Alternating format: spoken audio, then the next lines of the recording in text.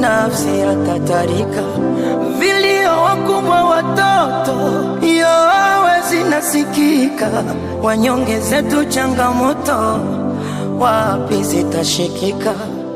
Ameaga kiongozi wa upinzani nchini Kenya kwa miaka mingi Raila Amolo Odinga katika taifa la India alikosafiri kwa matibabu baada ya kuugua muda mfupi. Kwa mujibu wa familia yake, Raila ameaga kutokana na mshtuko wa moyo akiwa na umri wa miaka 80. Taarifa ya kifo cha Raila Odinga imelipokesa taifa la Kenya na wanafamilia kando na wafuasi wake kwa miaka mingi machungu yasiyo na kipimo. Taifa la Kenya limezama kwenye linde la kilio kutoka bunge la kitaifa walikodondoka machozi wa bunge wa ODM Catherine Omanyo na Mishi Mboko taarifa hiyo ilipofika bungeni, hadi wafuasi wake ambao wamesalia kimya bila kujua la kufanya. Raila Odinga amewahi kuwa waziri mkuu nchini Kenya kwa miaka 5 kuanzia mwaka 2008 hadi mwaka 2013.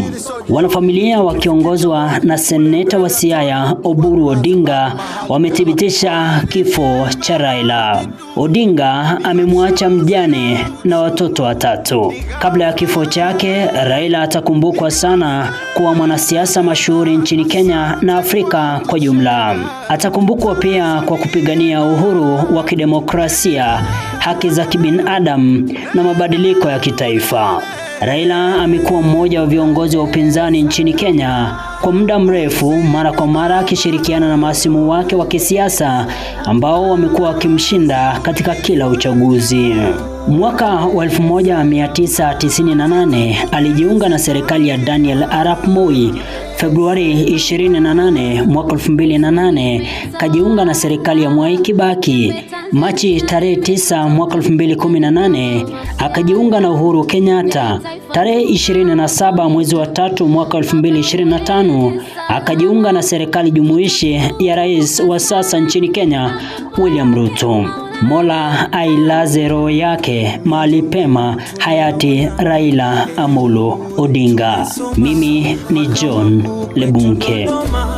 Umetupa heshima baba, eti ncha yetu ni moja, umetangulia si tunafuatia, tunajikongoja.